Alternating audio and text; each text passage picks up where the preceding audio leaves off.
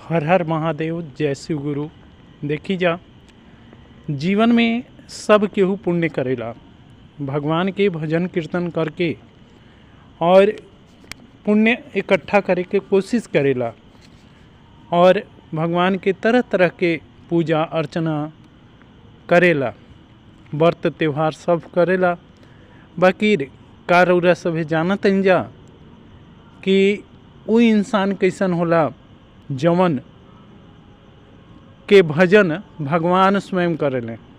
अब रउरा सभे सोचम जा कि भगवान भी का भजन करेले, तो हाँ, भगवान भी अपन भक्त के भजन करेले।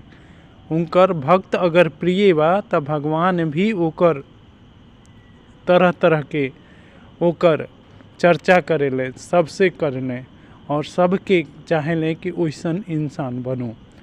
और ठीक वैसे ही आज रउरा सभी भी अगर वैसन बनल चाहतनी जा कि भगवान के प्रिय, तो भगवान के प्रिय बने खातिर रउरा सभी के 5 गो पुण्य करे के पड़ी।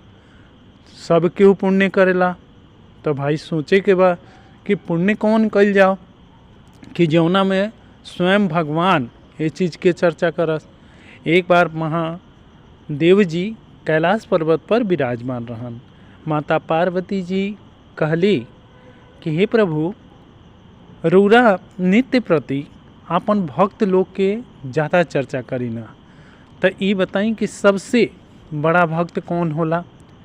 तो महादेव जी कहले कि हे पार्वती, जे ये 5 गो पुण्य करेला वो सबसे बड़ा भक्त होला। हम एगो कथा के द्वारा तारा के ई बात के बतावतनी, सुना ध्यान से कि वो हमार प्रिय होला। एगो राजा रहन जिनकर देव शर्मा नाम रहे। वो देव शर्मा राजा जौन रहन वो परोपकार के सबसे बड़ा मूर्ति रहन, यानी कि अपन राज्य पाट के समस्त कार्य वो लोक सेवा में लगावत रहन। इहे चीज़ के वो अपन मंत्री से चाहे सबसे कहवाव रखले रहन कि भाई हमरा राज्य में केहू के कोनो किस्म के तकलीफ ना होके के चाहिए। अगर तकलीफ हो गई तो तुहन जना नइखा जा, यानी कि मौत के सज़ा दे देम। अपन मंत्री से लेके अपन सेना से लेके सब के इहे वो बतौले रहन और अपने भी वो बेचारो दिन रात सबके कहले रहन कि जे केहू के कोनो कष्ट बा, वो चाहे रात होके चाहे दिन होके, वो बेझिझक हमरा महल में आओ, हमरा के बताओ और हम ओकर उपाय करम और ओकर कष्ट के निवारण करम और परोपकार करम। ठीक एक दिन के बात भइल, उनका भी बेचारू भी इहो समय ना मिलत रहे कि वो कबो बैठ के भगवान के भजन कर। और ये बात से उनका थोड़ा दिक्कत तो होत रहे कि हम कभी भी भगवान के भजन ना कर ना तो हमार जीवन कैसे चली। बाकी ये बात के उनका संतोष रहे कि वो परोपकार करत रहन। और ये तरीके करके एक दिन वो एक रात में सब राज्य के प्रदक्षिणा करत रहन, यानी घूमत रहन रात के, और घूम घूम के भेष बदल के देखत रहन कि हमार राज्य में केहू दुखी तो नहीं खे। तो एक बार दिने में बेचारू भेष बदल के और घूमत रहन। तब तक एगो महाप्रतापी एगो महात्मा उनका भेटा गेले। वो महात्मा मने दिव्य महात्मा लागत रहन। ये राजा जब उनका सामने अइले तो राजा ना चाह के भी उनकर दंडवत प्रणाम कैले। कहले कि हे प्रभु, रउरा दिव्यात्मा लागतनी, रउरा ये लोक के नहीं लागत, रउरा देवलोक के लागतनी। वो कहले कि हाँ, हम वाकई ही देवलोक के हैं। तब वो कहले कि हे प्रभु, रउरा है का ले बनी। तो वो कहते रहे धर्मशास्त्र है। तो कहते रहे कि धर्मशास्त्र कौना काम खातिर बा। तो कहते रहे कि हे राजन, इमे जे भगवान के भजन करेला, कीर्तन करेला, चर्चा करेला, पुण्य करेला, ओकर में गाथा लिखल बा, यानी ओकर नाम लिखल बा। राजा बेचारो बड़ा खुश होइले, कहले कि हे प्रभु रौरा बताई का ए में हमरो नाम कहीं बा। तब राजा के दिन दुखी देख के वो महात्मा तब पहचान गए कि राजा हमें।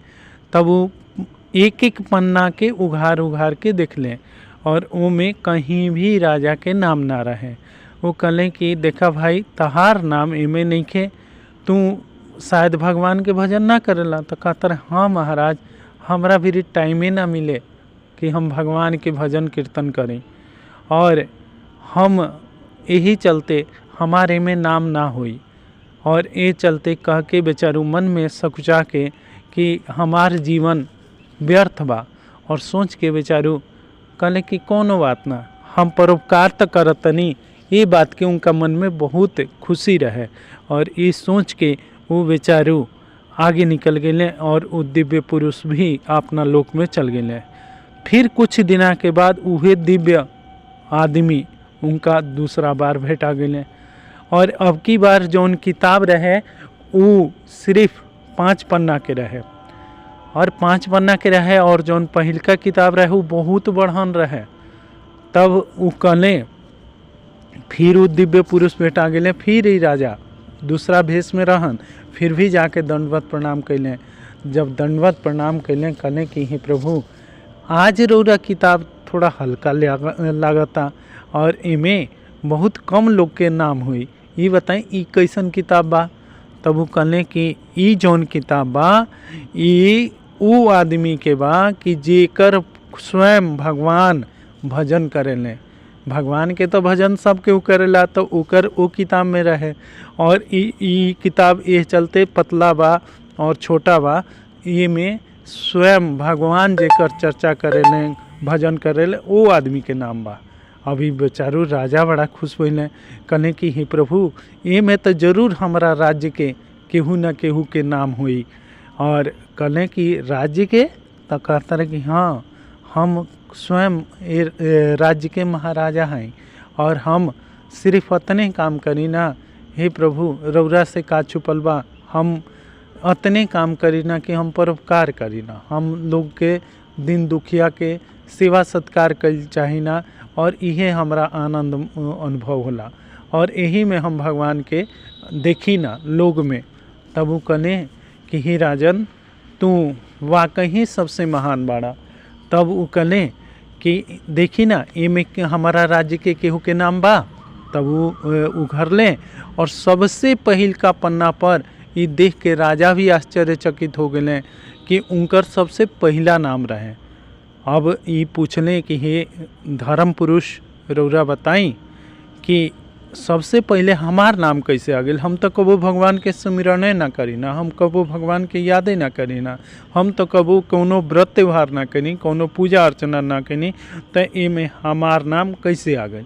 तब वो कहले कि हे राजन तू वो लोक में बाड़ा जौना के मृत्यु लोक कहाला, और मृत्यु लोक में तू सबसे महान बाड़ा कि तू स्वयं भगवान के मुखारविंद से, स्वयं भगवान तहार स्वर्ग लोक में और शिवलोक में और विष्णु लोक में ब्रह्म लोक में सब जगह तहार चर्चा चलता, और तू सबसे महान बाड़ा कि तहार चर्चा भगवान लोग करता। और एजा तो जे भी मनुष्य बा वो भगवान के चर्चा करता, केहू ब्रह्मा जी के भजता, केहू विष्णु जी के भजता, केहू शिव जी के भजता, बाकी तू सबसे महान बड़ा कि तहरा के भगवान लोग भजता। और यह चलते तब वो कहले कि हम कौन ऐसा काम कर देनी। तब वो कहले कि तू स्वयं बताओ कि तू का करेला। तब वो कहले कि देखी हम सबसे पहला कार्य करी ना कि जे केहू भी, हम अपन राज्य के सब मंत्री लोग के कह दिले बनी कि जे केहू भी हमारा राज्य में भूखा सूत गई तो सबसे पहले तोहन जना के हम छोड़म ना, और हमारा राज्य में केहू भूखा ना सुतेला, हम सब के खान पीन के सबसे पहले प्रबंध कैले बनी। दूसर का हम करीना कि जे केहू भी जैसे गरीब दुखिया बा, अगर गरीब दुखिया बा तो काहे गरीब दुखिया बा, ओकरा का चीज़ के कमी बा, ओकर सबसे पहले घर के हम व्यवस्था करी ना, जौन वो निश्चिंत होके संयन कर सके, भूखे पेट न सूते और अन्न से भरपूर होके वो अपना घर में सूत सके, चाहे वो एक कमरा होके और चाहे वो 50 कमरा के होके, चाहे वो 50 घर के होके चाहे एक घर के, ओकरा के हम घर व्यवस्था करीना। तीसर का व्यवस्था हम करीना कि वचन यानी कि हम वचन से सबके अभिनंदन करीना।